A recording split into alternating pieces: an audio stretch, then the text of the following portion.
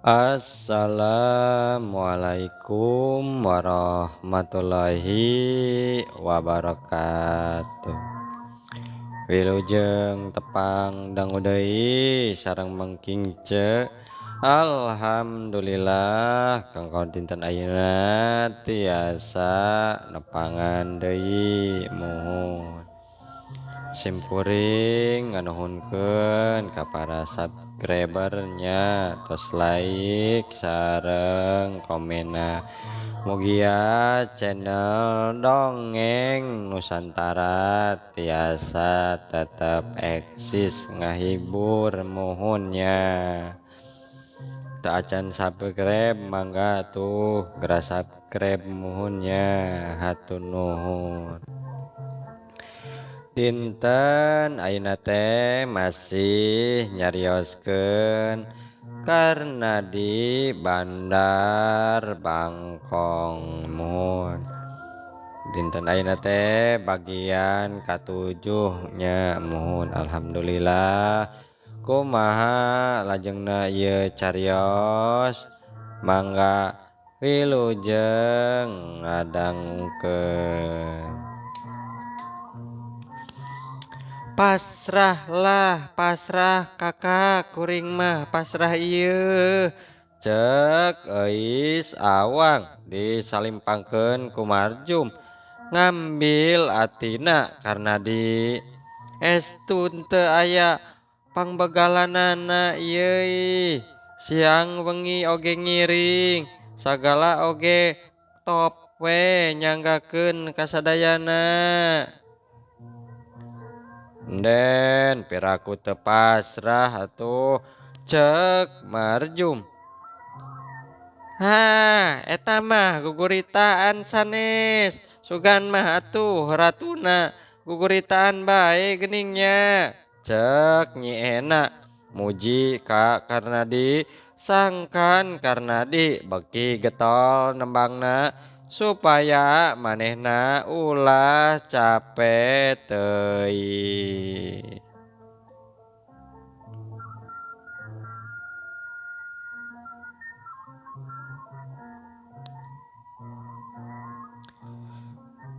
Atuhnya ieu guguritaananya sareng swantona teh aduh meni adu manis pisan gening. Atuh Karnadi bagi getol bae nembangna tabuh 12 langkung. Nyi Ena sareng anu ngacapi pamitan warangsul. Marjum kois awang dipaparin bantal sarena dina samak di tengah bumi.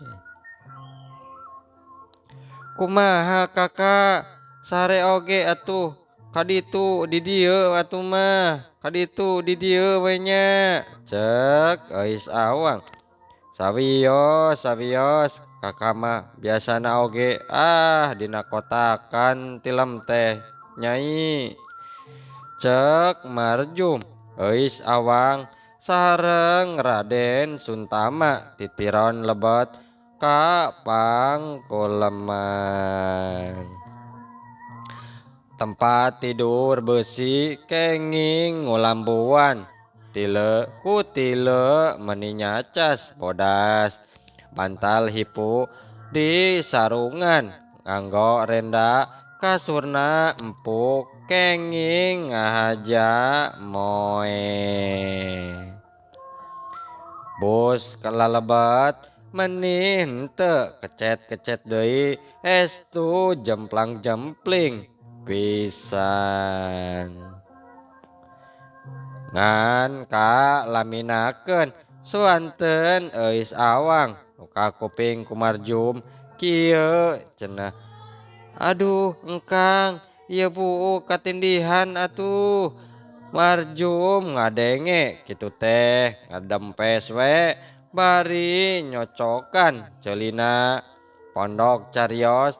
Karnadi maksudna dikabul, nafsuna kajurung, kahayang kasorang ka Nyi Randa mohon kitunya. Haduh, iya mah.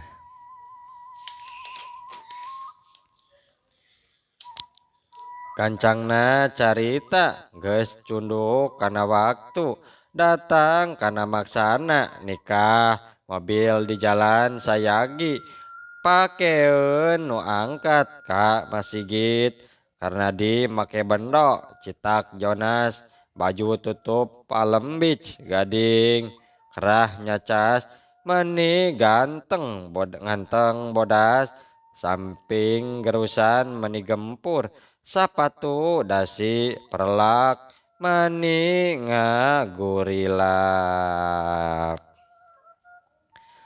celak kana mobil kadua lebe marjum ti hareup sadongkapna ti Masigit lajeng hajat curak-curak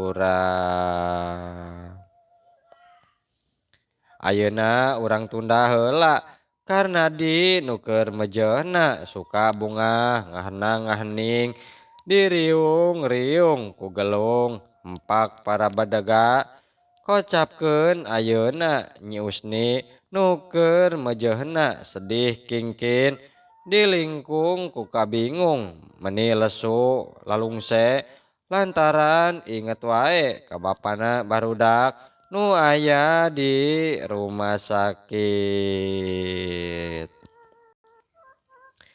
Nuker mejerna dipuhit atuh ku kanyeri lantaran kageleng mobil. Jabati eta lantaran kurang tadaeun meureun pila kadar meunang ngarambet di dahar oge kutiluan budak katut manehna sakapeung hayang pot-protan sapoe jeprut teu nareda lantaran teu aya anakna meuni cereang careurik. Aduh meh barudak cek Nyi Usni bari nyang hunjar lembar nuker kekerod. Isukan mah urang teh teang baenya ke rumah sakit. Sugan bae bapa maneh teh hirup kene. Sieun-sieun oge emak teh yeuh kutuan. Emak teh rek ngawahyanakeun bae we nya. Nya ajan kuring nyari keneh oge suku mak rek masakeun hayang papanggih jeung bapa mak hayang panggih jeung bapa karunya cek cikalna mak rek milu nya jang ka bapa neang hayang papanggih jeung bapa geus sono pisan enya ujang enya wing ge milu manya milu miayong milu cek pangais bungsu rupana jika beki pias bae mak najan gering kone wing tehnya sugan bae we gering teh cager mak ari geus kapanggih jeung bapa manya barudak sugan bae we nya bapa maneh teh cager kawas baheula pihari deui nya mak mah yeuh geus teu kaduga deui balang siar sorangan mah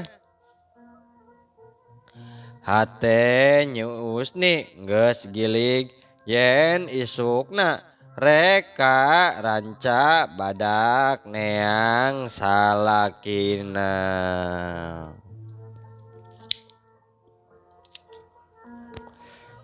Tapi geus kitu kersaning nu maha suci gurad ti Lauh Mahfud milik diri kulak canggem bagja awak budak nu pangais bungsu geringna beki ripuh panasna beki nyongkap ambekana ngan tinggal dina tikoro bae kira-kira pukul 2 tengah peuting jemplang-jempling indungna teu bisaeun sare lantaran nungguan anakna sarta terepeh-repeh ceurik segrak segruk nalangsa taya pegatna Ma, cek budak nu gering nyari tanah pegat-pegat. Ma, aduh, bawa uing teh ma, mal bisa papanggih deui ma, ajeng apa, mun hirup teh ma, nepi ka isuk, hayang papanggih heula ma, sareng apa, sareng ma, pileuleyan ma. Karelak budak ngalepaskeun nyawa dengek Nyi Usni cerik meni lenglengan kapaehan nalangsa kudua kutilu nuker bapana di kermah bapana di jero kasusah buah hirup buah henteu turug-turug anakna maot jeung teboga keur meuli boeh acan estu liuk eueuh ragab daya liuk dengan lain hol jol tatangga daratang tangtu nu pada miskin deui nu datangna.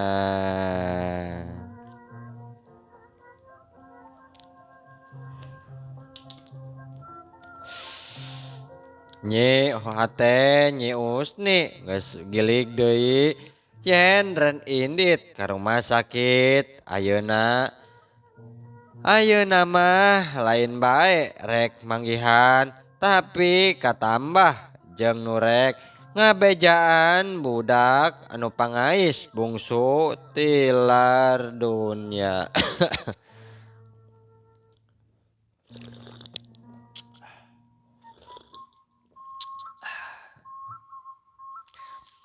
Subuh-subuh Nyi Usni geus ngahanetkeun sangu sesa hajat eta oge pamere tatangga saenggeus asak tuluy ditimbelkeun. Jong Nyi Usni indit barudak nu orok diais cikalna ditungtun bari dijingklukeun dapuguh sukuna urut kacugak can cager kene karunya duh ieu mah mohon duh ieu cenah nu ngora mah ditinggalkeun mohon.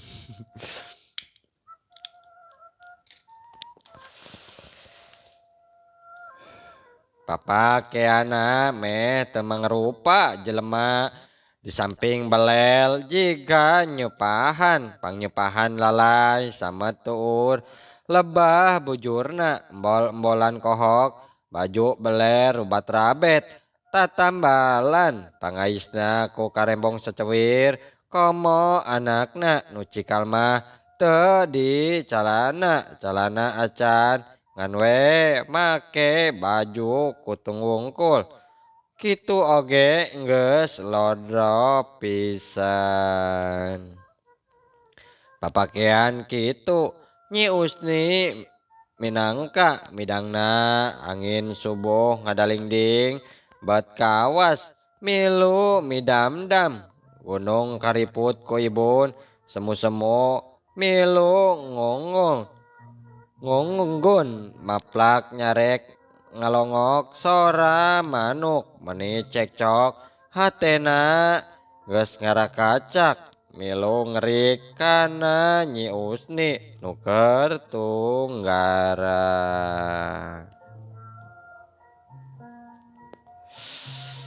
Panon poe kakara meletek sorotna meni ngempur ngauban sabeudeureunan alam ibun subuh bet semu nu isin memendakan kasorotan ku sinar surya.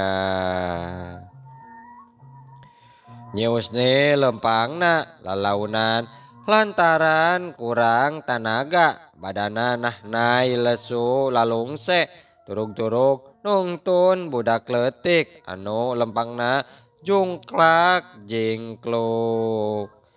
Sapaparat jalan Nyi Usni teu weleh tatanya nanyakeun ka mana jalan ka rumah sakit ranca badak. Gancangna carita Nyi Usni geus nepi ka gigireun kedong Tuan Presiden.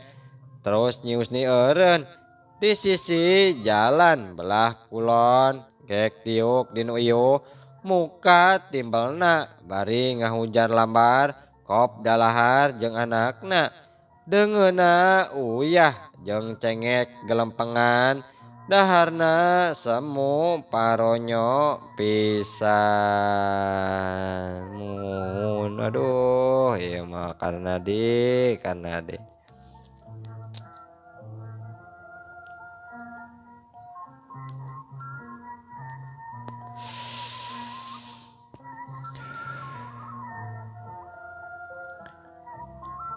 Bot. Hiji sora empret mobil taksi Chevrolet model ayeuna cetna abu-abu mending ngempur katojo ku sinar panon poe nu rada menggok ngulon kapna eta mobil dibuka jalana ngan 20 kilometer. Mun cenanya gitu. No tunggangna hiji istri nu ginding tur gelis pameun teu hejo carulang kahibaran ku sinarna sumber berlian meni tambah moncorong socana cureleuk kaanginan purudai pereudeuy beuki nambahan sieup ponina nu rintit-rinting katebak ku angin anggur tambah sari ngarendeng jeung hiji pameget meniti bebereget dangdan misah jeung rupa irung namru huntu tonggar peungeut rubak betwe jiga hiji nona komedi anu gelis ngarendeng jeung aeud cocoanana.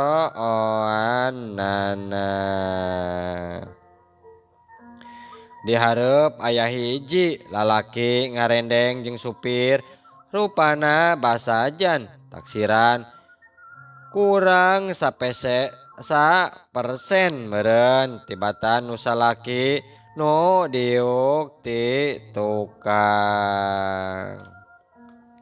Sing horeng eta nu keur pelesir tumpak mobil nyaeta eus awang Karnadi jeung si Marjum.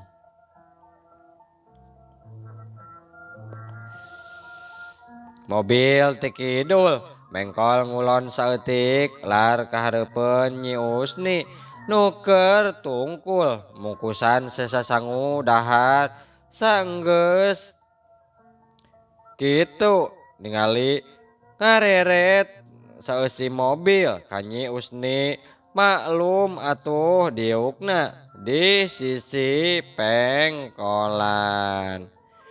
Ma itu teh ma jika bapak ini karena mobil bapak ma cek anakna nangtung bari gugupai karena mobil. Ma nah jika bapak ma ngarendeng jeung nu putri ma taksiran mama putri sok didongengkeun ma ku emak teh meureun ma piraku ujang piraku. Nah aya apa maneh tumpak mobil kapan aya mah ieu di rumah sakit bapak maneh mah anu ku urang ayeuna teh erek diteang ka ditu jeung piraku deui aya bapak maneh ngarendeng jeung istri anu geulis atuh ujang.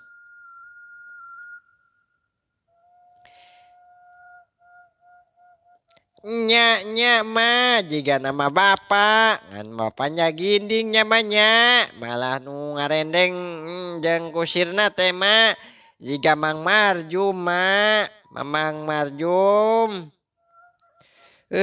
Ujang mah apa maneh mah pan bieng hirup bieng paeh ujang boboraah ge gindingan kitu numpak mobil apan totopong naoge ieu ngan sabelah deui pasaker indit ti lembur teh ujang. Maknya maknya nah kuring mama teh salah tingali bapak itu tema bapak. Ayo ujang mah gening. Tuluy Nyi Usni arindit deui rek ngajugjug ka rumah sakit. Mobil kebat ngaler ngaliwat ka rumah sakit mata ti pabrik kina mengkol terus ngetan. Aduh karunya muhun cenanya ieu mah deuh. Muhun deuh.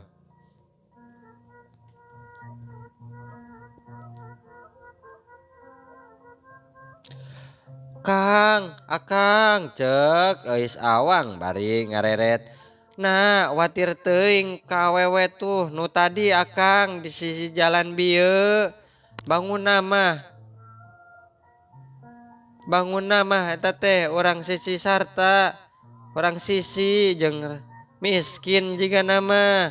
Jeung katinggalna teh anakna teh ngagupayan ka urang gening akang. Karena oge nyaho yen tadi teh pamajikana jeung anakna. Yah, nah budak ngan aya dua euy nu diais. Ya ka mana hiji deui euy sugan ditinggalkeun sugan. Yah, pamajikan teh. Kumaha tuh ngurus budak teh sugan ditinggalkeun meureun. Tuluy manehna ngajawab ka eis awang. Yah, make dipikarunya nyai.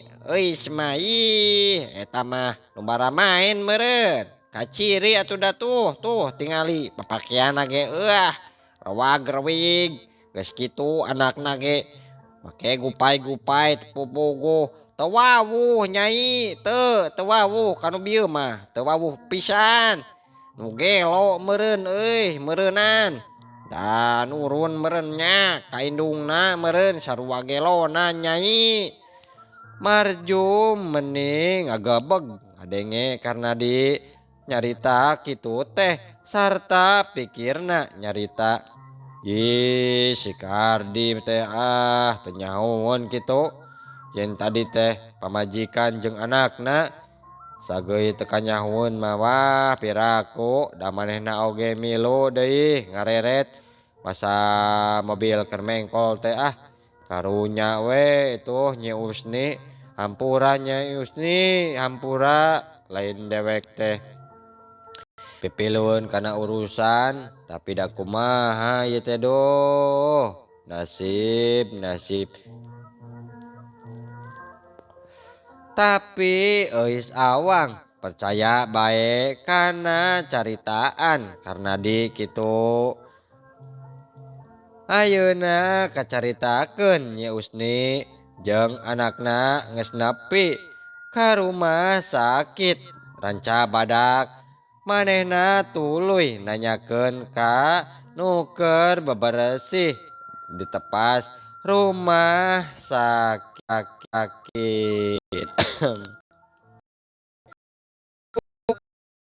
Punten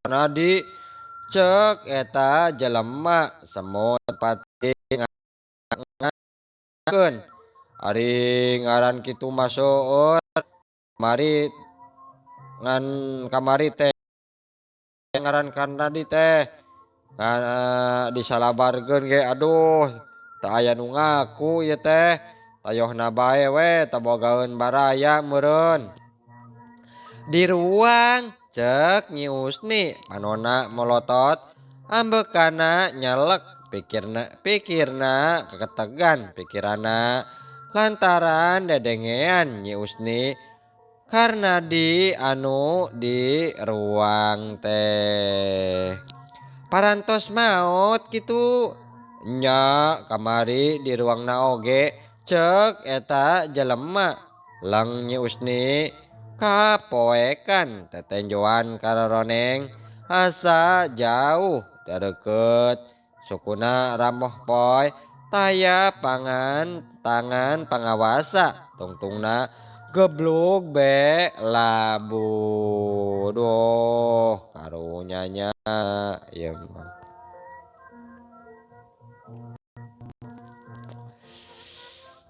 dengek budak orok ngajerit cerikna meni gogoaran tayohna bae meureun sawan bawahing kurewas koceak deui nu cikal bari ngarangkulan ka indungna.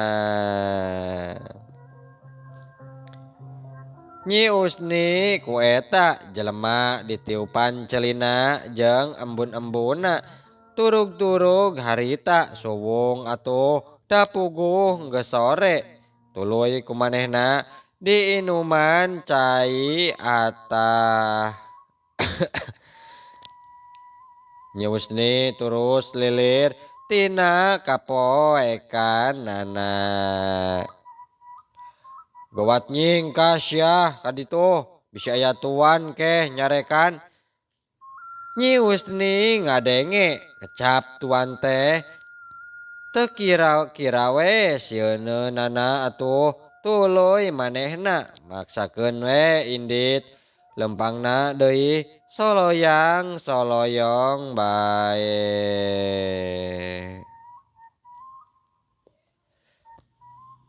Anakna nu diais teu eureun-eureun ceurik tepegat-pegat tapi ku Nyi Usni henteu kadengeun lantaran pikiranna terus baluweng malaweung ngan sakali ngomong kieu ka budakna.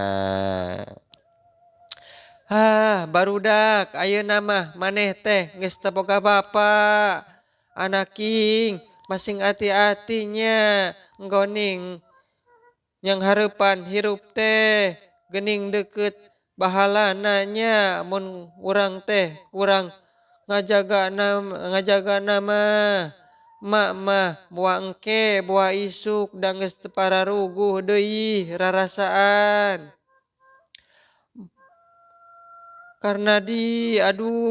Karnadi kuring milu atuh.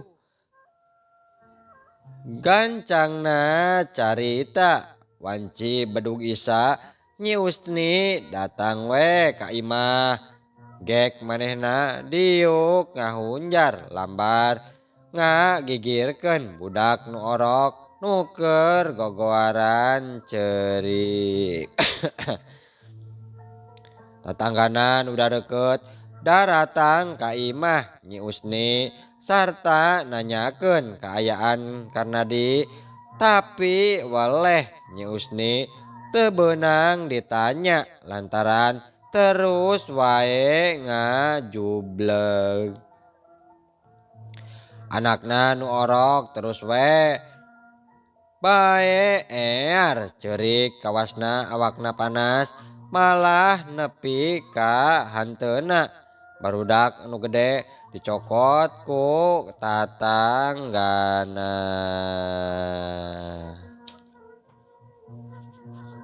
Karunyanya doh ieu mah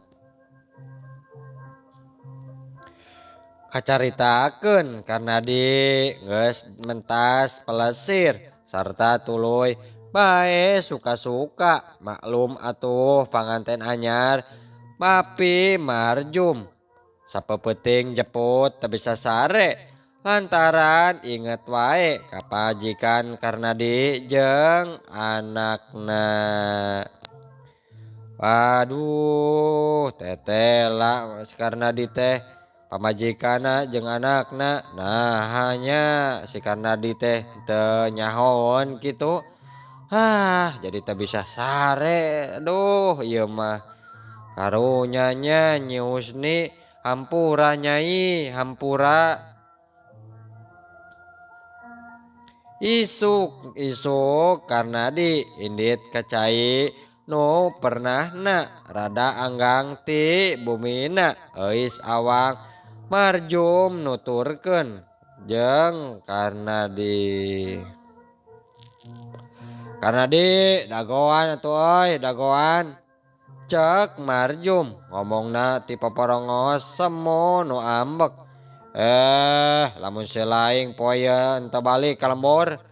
Heeh ka majikan jeung anak si laing awas yang ke rahasia si laing bakal diuar-uar ku dewek. Dibejakeun ka Eus Awang jeung Karamana jabati eta ieu peureup dewek bakal ninggang tah kana irung si laing. Nanu namru tah irung maneh ngarti? Ke kunaon si laing teh euy? Waktosna seep dulu. Aduh. Muhun waktosna kabujeng seep cenanya. Muhun. Insyaallah enjing atanapi pageto tiasa ditepang dangukeun deui dina seri anu salajengna nya muhun. Mangking ceung aturkeun wabillahi taufik wal hidayah. Wassalamualaikum warahmatullahi wabarakatuh. Ciao.